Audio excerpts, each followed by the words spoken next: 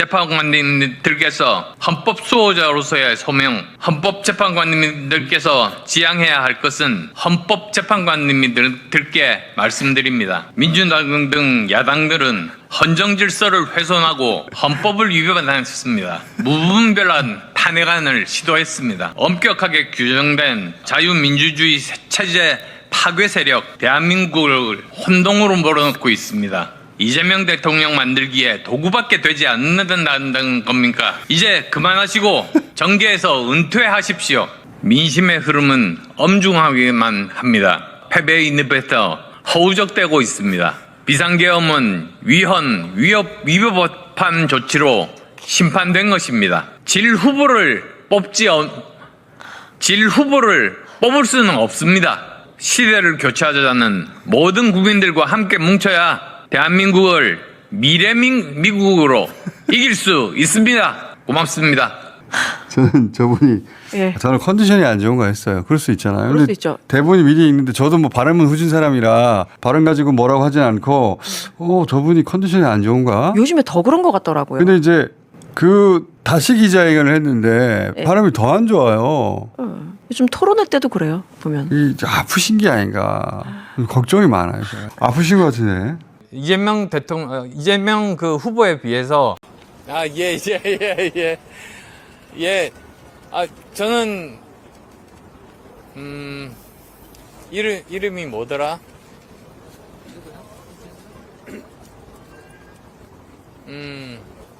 이재명이구나. 서울대를 복귀하는 건 좋은데 박원순 시장을 지지한 이유는 뭡니까? 박원순 시장이 그때 옆에 있었습니다. 아니 옆에 있으면 지지하신다고요? 제가 출마 선언도 안 했는데 불출마 선언하는데 옆에 있었던 것이고요. 그다음에 또 2022년도에서는 그 당시에 문재인과 결국은 석 달 지나고 나서 끊임없이 싸웠습니다. 그래서 결국은 나와가지고 그러니까 38석의 국민의당을 만드는 거죠. 자, 좋은데요. 그러면 박원순 시장을 지지할 때 그러면 우연히 얘기도 안 한 상태에서 박원순 시장이 옆에 있었던 거다 이런 말씀을 하시는 거예요? 정확하게 말씀하셔야죠. 기자분들께 어디서 기자회견을 한다고 다 알렸으니까요. 지지 선언을 하신 게 맞습니까? 안 맞습니까? 지지 선언은 하지 않았죠. 언론 보도 보면 그렇게 나오던데요? 그분이 안 왔으니까요. 그런데 지지하지 않았다는 지지 선언을 그 전에 같은 포스코 사회이사를 한 적이 있습니다. 그래서 같이 사회이사를 지지합니까? 알던 사이인데 그분이 왔는데 그럼 어떻게 하겠습니까? 2017년에 탈원전 공약 내신 적이 있어요. 지금도 같은 생각 있어요? 탈원전 공약은 2017년에 내신 적이 반대입니다. 있습니다. 아니 2017년에는 그러면 탈원전 주의자였는데 지금 입장이 바뀌신 건가요?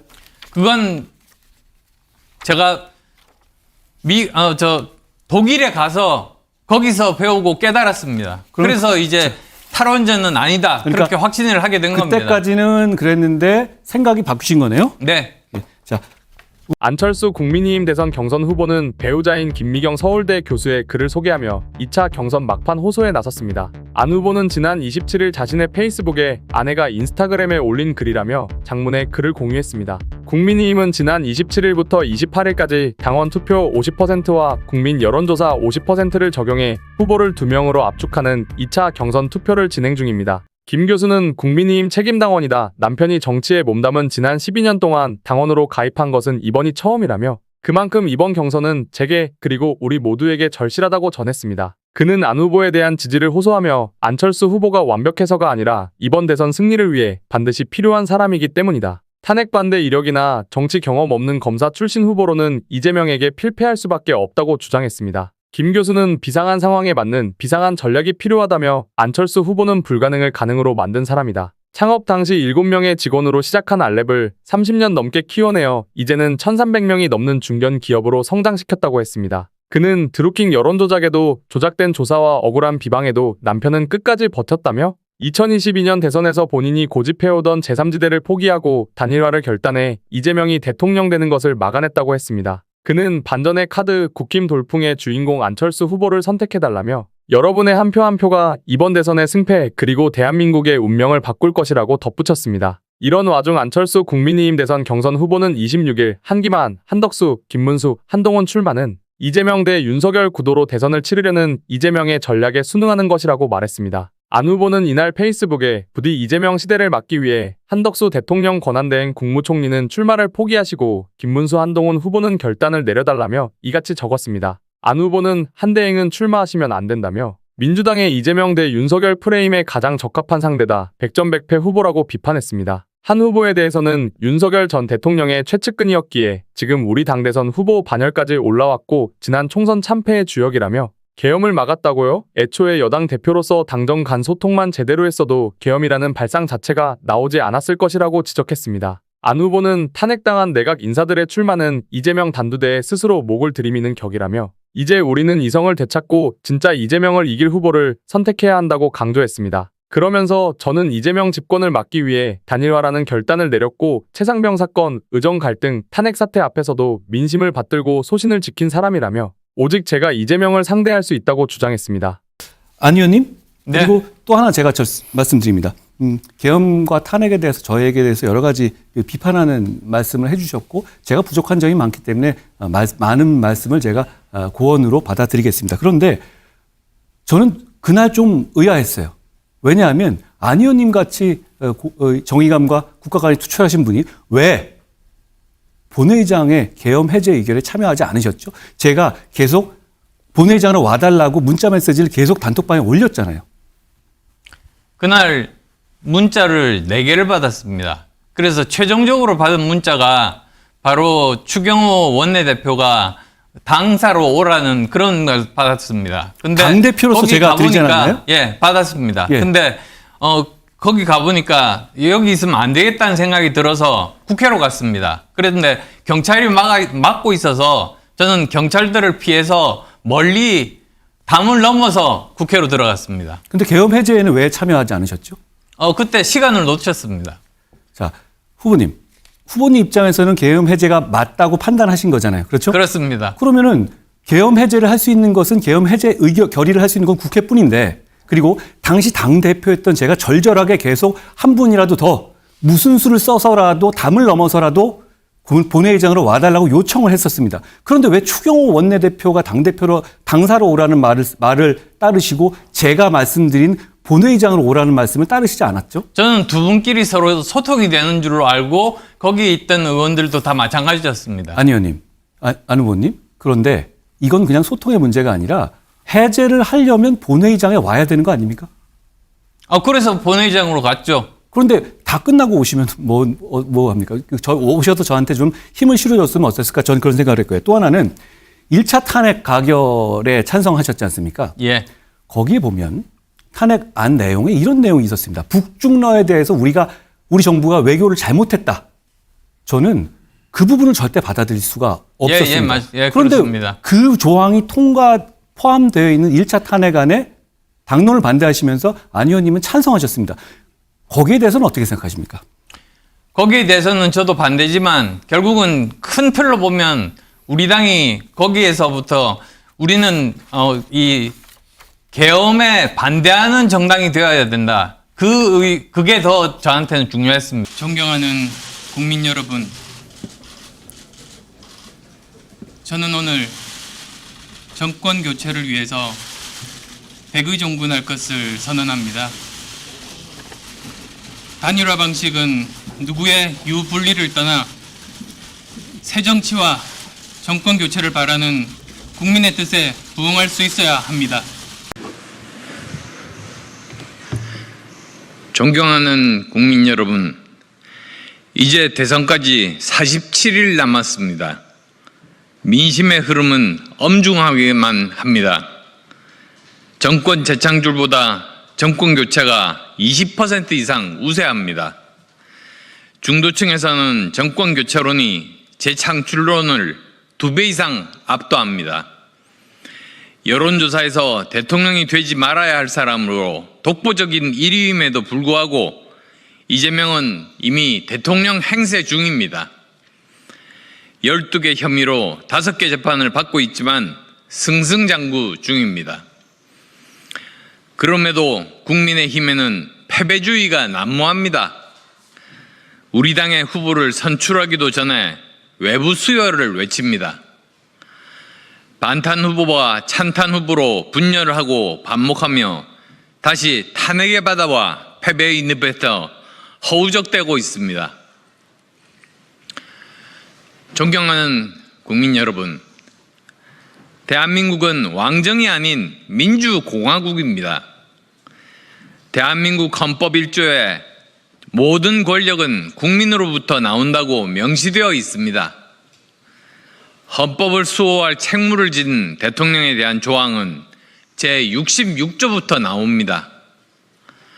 사회적 특수계급은 인정되지 않으며 모든 국민은 법 앞에 평등함을 선언합니다. 대한민국은 대통령일지라도 헌법과 법률을 위반한다면 법적 책임을 묻는 법치주의 국가입니다. 대통령 탄핵은 자유민주주의 헌법에 따라 헌법재판소에서 8대0 만장일치 인용이었습니다. 비상계엄은 위법한 조치로 심판된 것입니다. 헌법재판소 결정에 승복하는 것은 항복이 아닙니다. 대한민국의 기반은 자유민주주의와 헌정질서이기 때문입니다. 자유민주주의 헌법을 믿는 정치인이라면 개인적 신념윤리의 문제를 넘어 책임윤리에 입각하여 공공선을 실천해야 합니다. 자유민주주의 헌법과 법치주의를 신봉하는 국민이라면 고통스럽더라도 탄핵의 바다를 함께 건너야 합니다.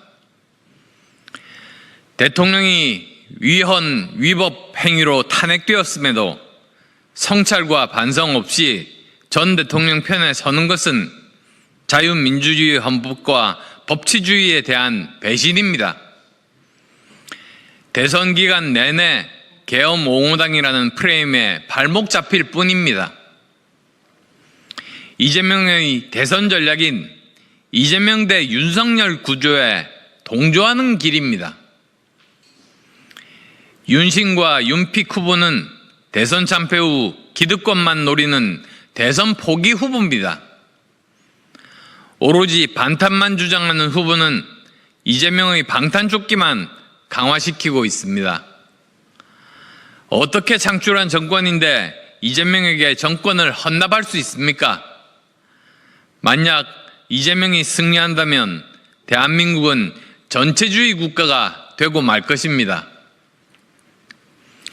거대 입법 권력과 행정 권력을 모두 가지고 사법부까지 장악하여 그야말로 일당 독재 국가가 되어버리고 말 것입니다.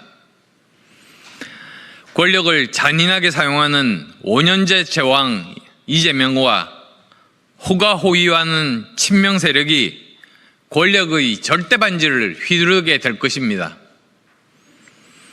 절대 권력은 절대 부패합니다. 견제받지 않는 권력은 국민 위에 군림하게 되고 국가의 불행을 넘어 폭망이 우려됩니다. 존경하는 국민 여러분, 무슨 일이 있더라도 이재명 후보의 직권만은 막아야 합니다. 우리가 승리하는 길은 다른 사안에 대해서는 다른 생각을 가지고 있더라도 이재명 후보를 찍을 수 없다는 모든 국민과 함께하는 것입니다. 이재명 후보 역시 30%대 콘크리트 지지층만으로는 국민을 이길 수 없기 때문입니다. 전략적인 선택이 필요합니다. 이대로라면 우리는 이재명에게 집니다. 질 후보를 뽑을 수는 없습니다. 당선 가능한 후보, 승리하는 후보를 선택해야 합니다. 개헌을 열망하고 시대를 교체하자는 모든 국민들과 함께 뭉쳐야 호헌 세력의 몸통인 이재명 후보를 물리칠 수 있습니다. 대선 승리는 외연 확장에 있습니다. 우리가 중도층과 청년층에서 한 표라도 더 가져와야 이깁니다. 진솔한 반성과 사과 없이 개헌을 요구하는 민심을 만날 수는 없습니다. 존경하는 국민 여러분, 당원 여러분, 이재명을 상대로 이길 수 있는 후보가 누구겠습니까? 이재명을 이기려면 도덕적으로 깨끗해야 합니다. 중도층과 청년, 수도권에서 승리해야 합니다. 청년들의 일자리가 넘치는 나라로 만들 미래 비전이 있고 현장에서 일해본 경험이 있는 후보여야 합니다. 대한민국을 미래 미국으로 건설할 후보여야 합니다. 계엄 옹호당으로는 필패할 수밖에 없습니다. 자유민주주의 헌법을 배반한 후보로는 이길 수 없습니다. 검사정권 연장 프레임에 포획되는 후보로도 이길 수 없습니다. 저 안철수만이 이길 수 있습니다. 현명하신 국민 여러분과 당원 동지들의 전략적 선택이 필요한 순간입니다. 저 안철수, 이재명을 제압하고 반드시 승리하겠습니다. 저 안철수가 이깁니다. 고맙습니다.